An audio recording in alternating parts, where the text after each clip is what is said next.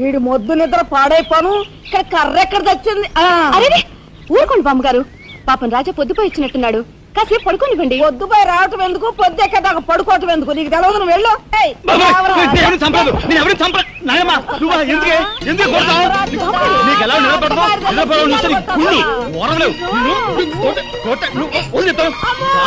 నిద్రపోనకుండా కొట్టుకొని పైగా చేస్తుంటావు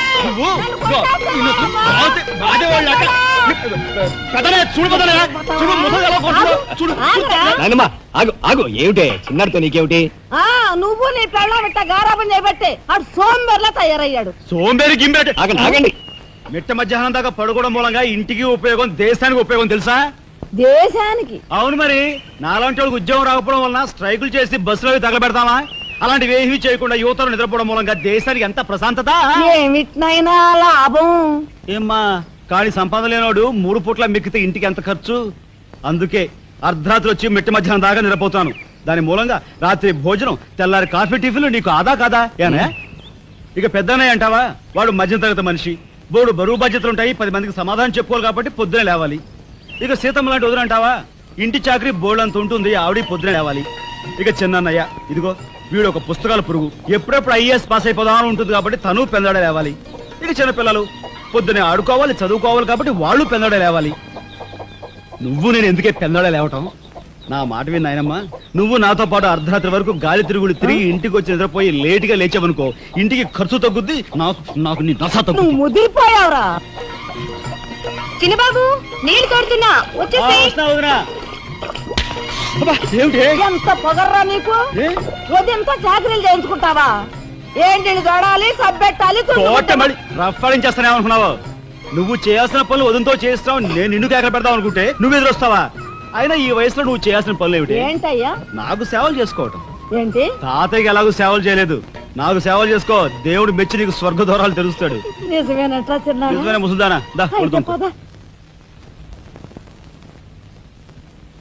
పెద్దాడా, ఇల్లు అమ్మేయటానికి తీర్మానించుకున్నావా?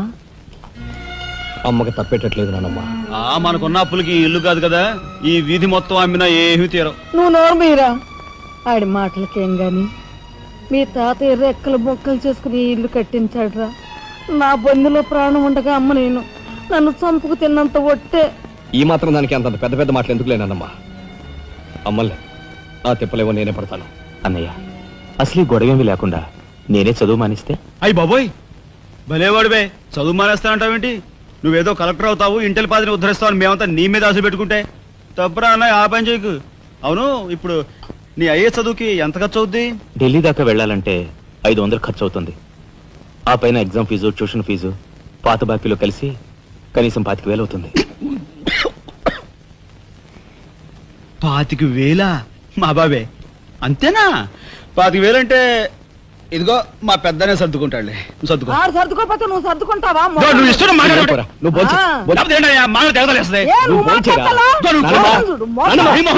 ముందు వాడు బోంచేది. రే రాఘవ, ఏ పరిస్థితుల్లో నీ చదువు ఆగిపోవడానికి వీల్లేదురా.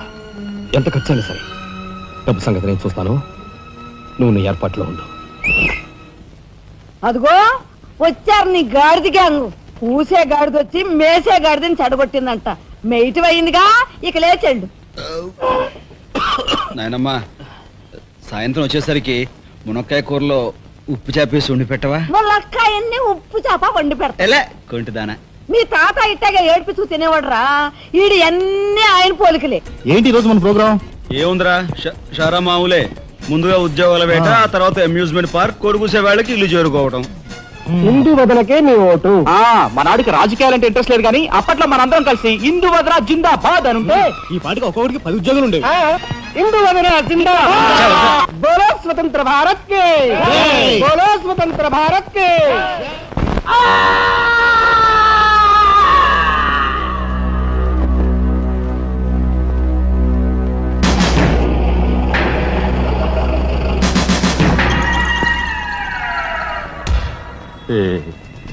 అన్నయ్య చాలా మరగయ్య. మీ తస్తారావుల బోర్డు కనకాంబరం, నీకు ఇంకా కుర్రతనం పోలేదురా. నువ్వు కాన్వెంట్కి ఎక్కువ, కాలేజీకి తక్కువను. చిన్నపిల్లలు బట్టల మీద సిరాజల్లుకున్నట్టు మొహం మీద నెత్తురేంట్రా చుక్క గోరువెచ్చని నీళ్లు బొచ్చుతో వాళ్ళు తీసుకురా.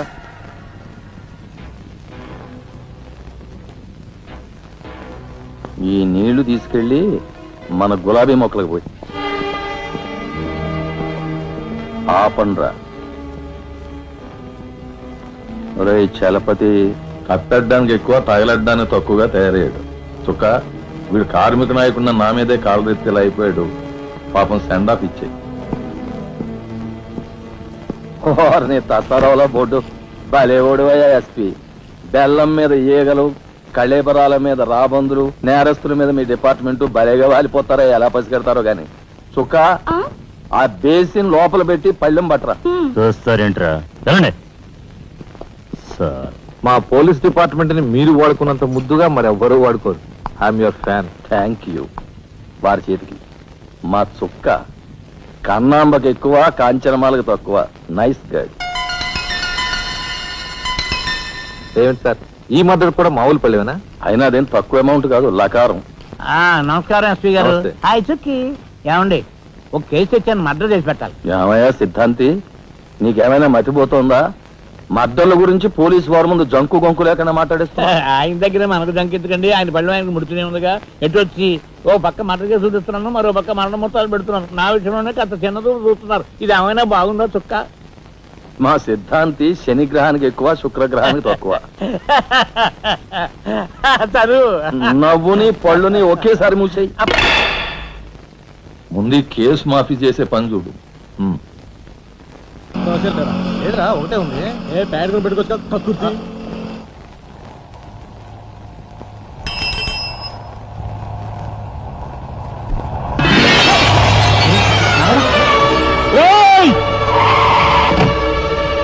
ఏం బాబా, కళ్ళు కనపట్టాలా? కాస్త మనసు చూసుకుని నడుపు కారు.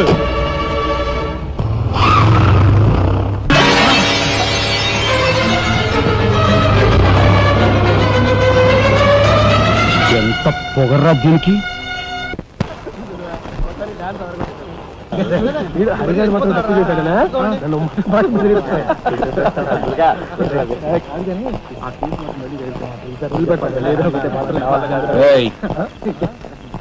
షడబుడ్డి ఏంటి సార్? ఎక్కడి నుంచి రాస్తున్నారు? అమ్యూజ్మెంట్ పార్క్ నుంచి. టికెట్లు ఎక్కడ? టికెట్లు చింపేసి కదండి లోపలికి పంపిస్తారు. ఏంట్రా లాజికల్ మాట్లాడుతున్నావు?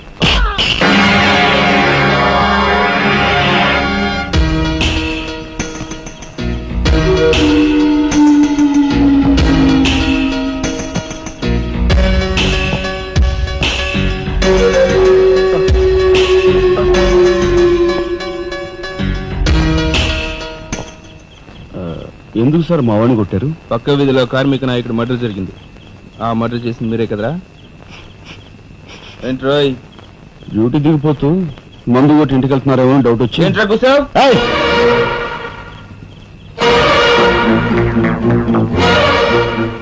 అసలైన నేరస్తులు పట్టుకోవడం చేత కాకపోతే యూనిఫామ్ తీసేసి ఇంట్లో కూర్చో. అంతేగాని రోడ్డు మీద పోయే వాళ్ళని పట్టుకోవాలనుకుంటే ఎవరు ఊరుకోరు. జాగ్రత్త. పోదండి రా.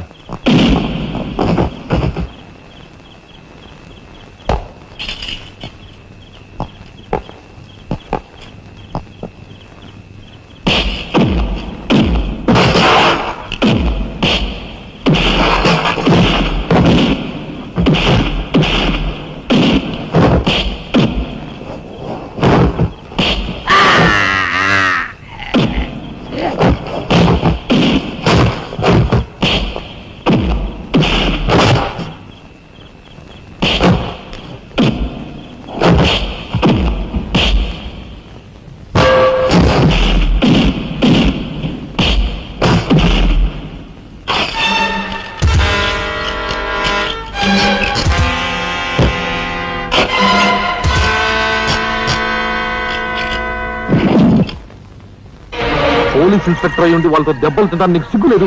24 గంటల్లో ఆ గ్యాంగ్ ని పట్టుకుని పోలీస్ స్టేషన్ లో పెట్టకపోతే నిన్ను మర్డర్ చేస్తాను. అండర్స్టాండ్?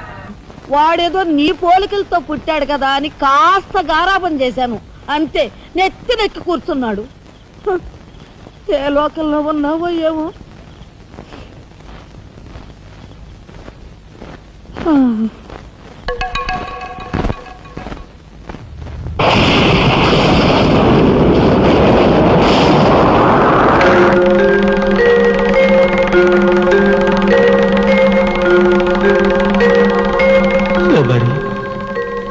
ఏమిటి ఆ చూపు?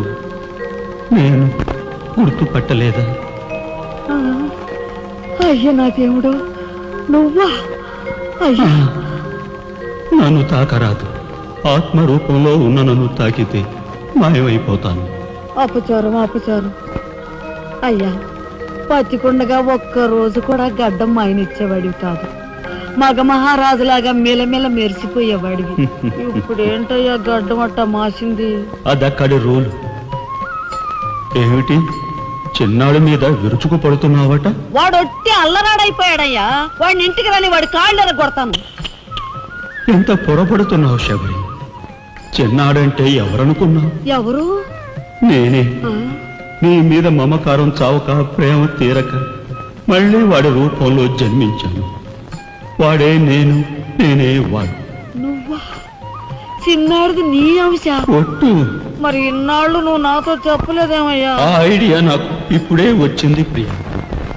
చూడు శబరి, ఇక మీదట వాడు ఎంత లేటుగా వచ్చినా, ఎంత పొద్దుకి లేచినా, ఏ పని చేసినా చేయకపోయినా వాడిని కించత్ మాట అన్నాహో స్వర్గంలో నేను క్షోభపడిపోతాను. అమ్మో అమ్మో, ఎంత మాట!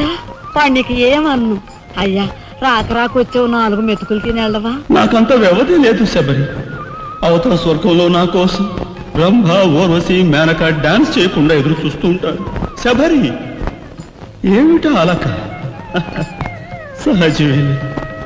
చూడు శబరి, నువ్వు నాకు పాదాభివందనం చేసుకుంటే నీకు స్వర్గం ప్రాప్తిస్తుంది. అక్కడ మనం కలిసి డాన్స్ ఆడదాం. నిజమా?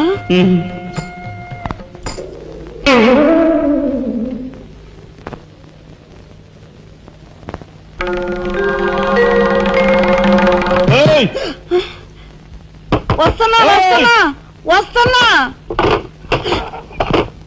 తలుపులు బాత్తుడు వినపట్లా? ఏదో లోకంలో ఉండి ఏదో లోకంలో రఫ్ ఆడించేస్తానేమనుకున్నావు? భోజనం చేసావా? ఆ, ఇంకా పడుకోలేదే? నువ్వు వస్తావని. నేను వస్తానని అర్ధరాత్రి వరకు నా కోసం ఎదురు చూస్తుంటే నీ ఆరోగ్యం ఏమైపోతుంది? పడుకో. ఏమిటా చూపు? పడుకో.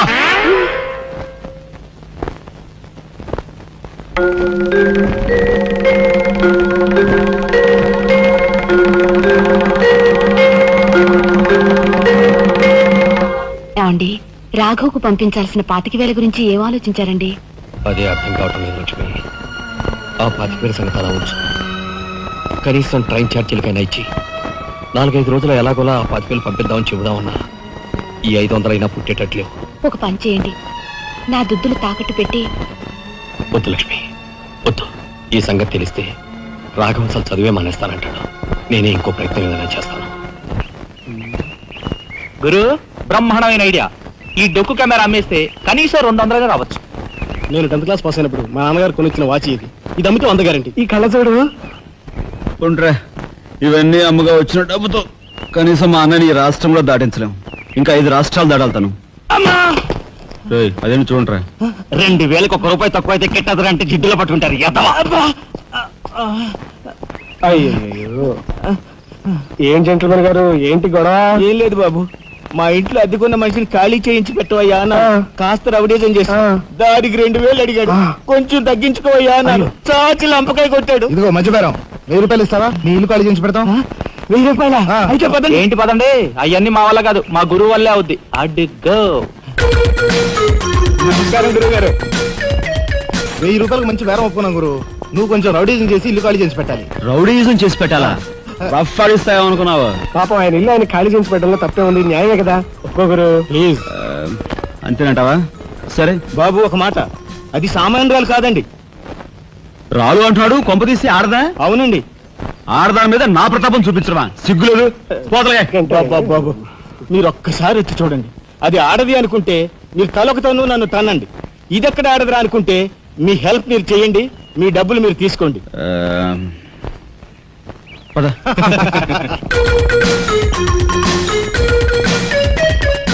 ఇదేనండి ఇల్లు. చెప్పానుగా వెళ్ళు. తప్పదంటారా? మరేం భయం లేదు, వెళ్ళు. రండి.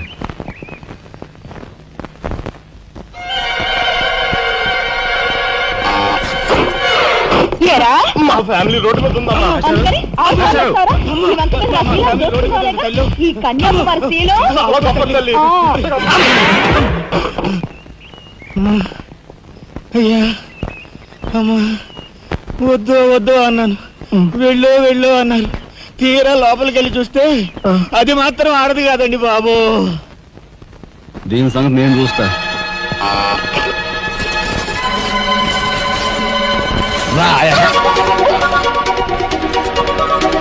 ఏ పిల్లడా, ఏయ్, నా చేయి పట్టుకుని బజార్కి లాగేంత మగాడువా నువ్వు? ఎంత ధైర్యం నిన్ను! ఏయ్, ఏయ్! కోట. చేయి చూసావు ఎంత రఫ్ ఉందా?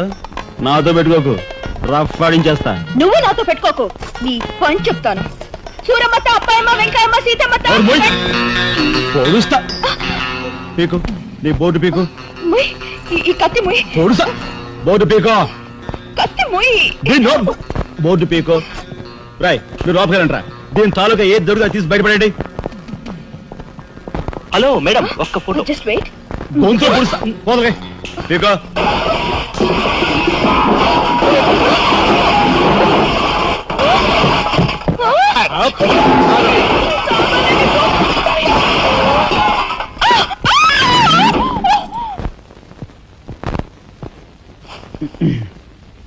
చిన్నాయ్, నువ్వు రేపే ఢిల్లీ వెళుతున్నావు.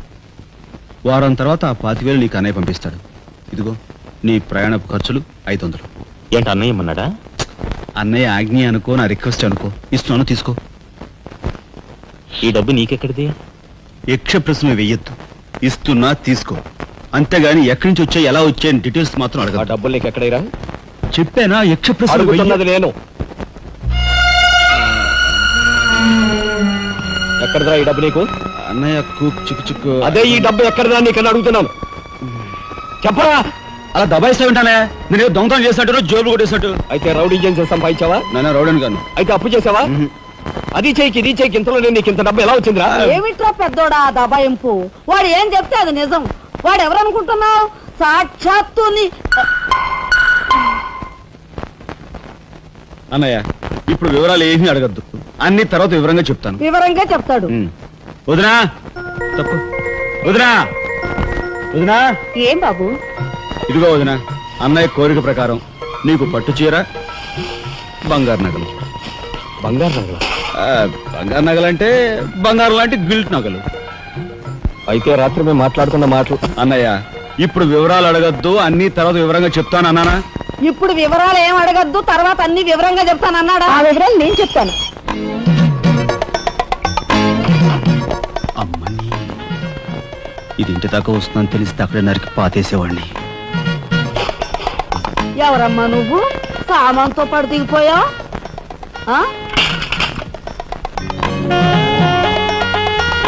రావే, రఫ్ ఆడతా. Excuse me.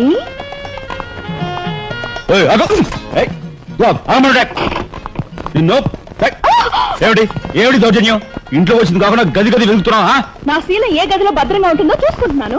నీ శీలం ఆ కోట్ చేజులంత రఫ్ ఉందో, రఫ్ ఆడించేస్తా. కొట్టుయా కొట్టు, నీతో రఫ్ ఆడించుకోవడానికి వచ్చాను. కొట్టు. లేదు నాకు. బామ్మ, ఈ ఇంటికి పెద్ద దిక్కులో ఉన్నారు, పైగా ఆడవాళ్ళలాగా ఉన్నారు. ఈ ఆడదాని బాధను అర్థం చేసుకోండి. ఈ భారతదేశంలో ఒక ఆడదాని శీలానికి భద్రత లేదా? కనీసం శీలం అంటే నీ బొంద.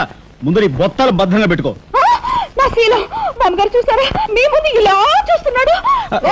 నాకంతా అర్థం అవుతూనే ఉందిరా. నాయనమ్మ? అనుమానాలు నాకున్నాయి. నేను అంటేం కాదు. నోరు మూసుకుని పద. నా పెంచి ఎరా, ఏమిటి నువ్వు నాయనమ్మ. చేసేది? వాళ్ళ నలుగురిలోనూ అడిగితే తలా ఒక తన్ను తంతారేమోనని ఇక్కడికి తీసుకొచ్చా. ఆ అమ్మాయి ఎవరు? ఆ అమ్మాయికి నీకు సంబంధం ఏమిటి? నాయనమ్మ, నిజంగా నాకు ఎలాంటి సంబంధం లేదు. ఏం సంబంధం లేదా?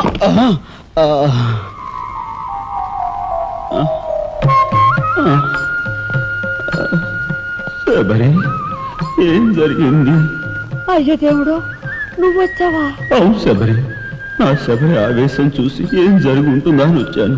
ఏం జరిగింది? ఇంకా ఆవేశం ఏమిటయ్యా? నీ అంశతో పుట్టిన నీ మనవడు ఏం చేశాడో చూడు. ఆ అమ్మాయిని ఎవరినో తీసుకొచ్చాడు. ఏనాడైనా మన ఇంటా అంటా ఉందా? సరే, నువ్వు అనుకున్నట్టుగా చిన్నవాడు అలాంటి వాడు కాదే. నువ్వు అనవసరంగా ఆవేశపడు. చాలేవయ్యా ఆయన సమర్థిస్తున్నావు. ఆ పిల్లేమో నా శీలమో నేను రోడ్డును పడ్డా అని అంటుంది. ఇప్పుడు ఏ ఆధారం లేని ఆ పిల్లని మన ఇంట్లో పెట్టుకోవాలా అక్కర్లేదా? చూడు శబరి, నువ్వు కొంచెం చూసి చూడలేదు. ఏంటి చూసుకోపోయేది? నాయనమ్మా, ఏం జరిగింది? అయ్యో నా దేవుడు, వెళ్ళిపోయావు. ఎవరే? ఎక్కడికి పోయారే? అక్క, దిక్కు ముక్కు లేని ఆడదాన్ని, భద్రత లేని ఏ ఇంట్లోనైనా ఉన్నాననుకో, నా శీల రౌడీలు పాలవదా? పోనీ భద్రతగా వెళ్ళి ప్రయత్నిద్దామన్నా వేల మీద డిపాజిట్ కట్టాలి. శీలవతనైనా నేను అంత డబ్బు ఎక్కడి నుంచి తీసుకురాను? నేను ఆ అమ్మాయి విషయంలో ఒక నిర్ణయానికి వచ్చాను.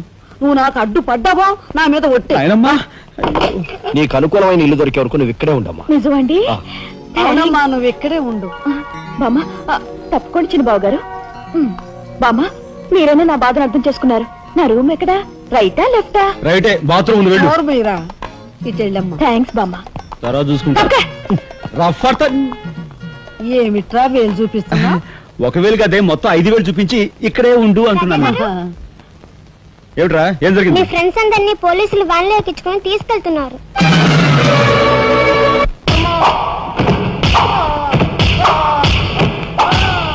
కార్మిక నాయకుడిని చంపింది మీరేనా ఒప్పుకుంటారా లేదా?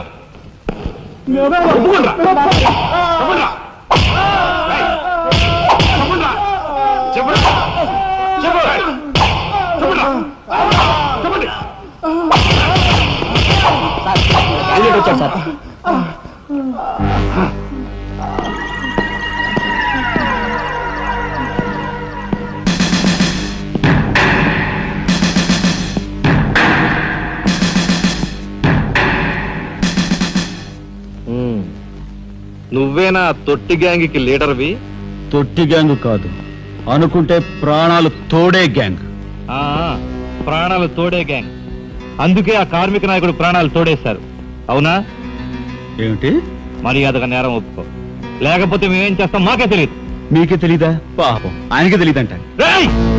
ఏమిట్రా వెటకారం? ఉండేలా ఉంది. మర్యాద రాగి అని నోరు పారేసుకున్నావో చెయ్యి చూడు ఎంత రఫ్ గా ఉంది. Rough పడించేస్తాను. You rascal! You bloody... You shut up!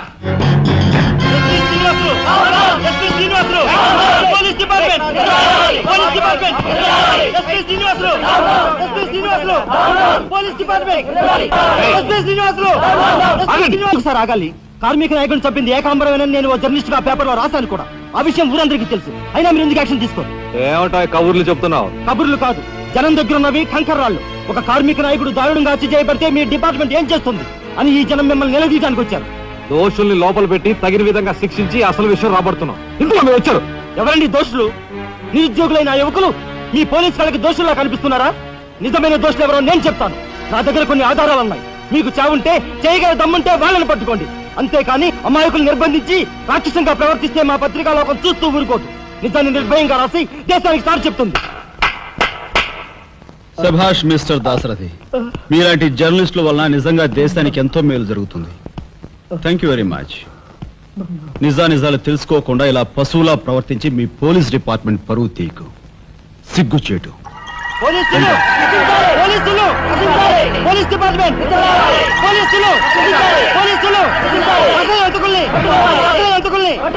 లోపల రండి దాసరథి గారు, మీ దగ్గరున్న ఆధారాలతో చట్టానికి సహకరించండి. రండి. కమ్.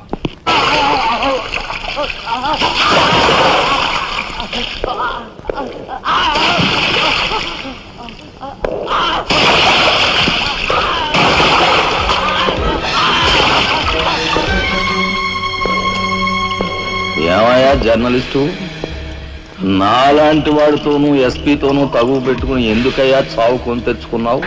మనిషిని చంపటం ఆటవికం. You are right. అందుకేనయ్యా నువ్వు అంటే నాకు చాలా ఇష్టం. చచ్చిపోయే ముందు కూడా ఇలా రెచ్చిపోవడం దేశంలో ఎంతమందికి సాధ్యం? తమ్ముడు, వీడు దేశానికి పనికొచ్చే జర్నలిస్ట్లా ఉన్నాడు. వదిలిపెట్టేద్దామా? ఊరుకోనయ్యా, మనల్ని ఎండగట్టి వాడి పేపర్ సర్క్యులేషన్ 3,000 నుంచి 30,000 పెంచుకున్నాడు. చాలా. తమ్ముడు చెప్పింది నిజమే. మమ్మల్ని బజారుకి ఇచ్చి నీ పేరు ప్రతిష్టలు పెంచుకున్నావు. మరి మా పరువు ప్రతిష్టలు కూడా మేము కాపాడుకోవాలి కదా. అయినా మనిషిని చంపేయడం అంటే సరే కానీ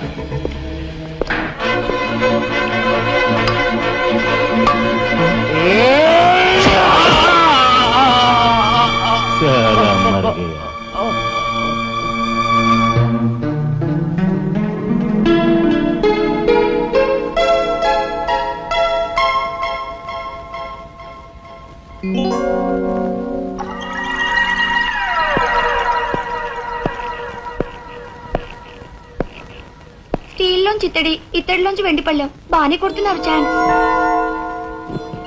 బంగారు పళ్ళెం గుద్దే ఛాన్స్ కూడా నాకు వస్తుంది.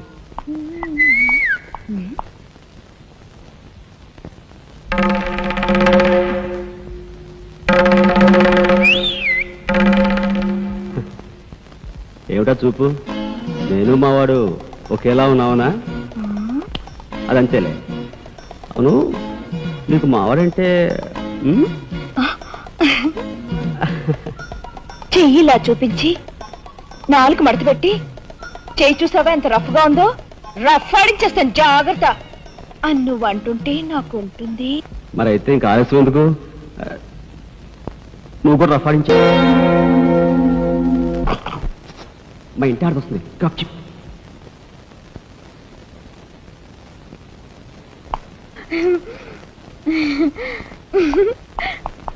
ఇది ఎక్కడ సవితి పోర్రా దేవుడా.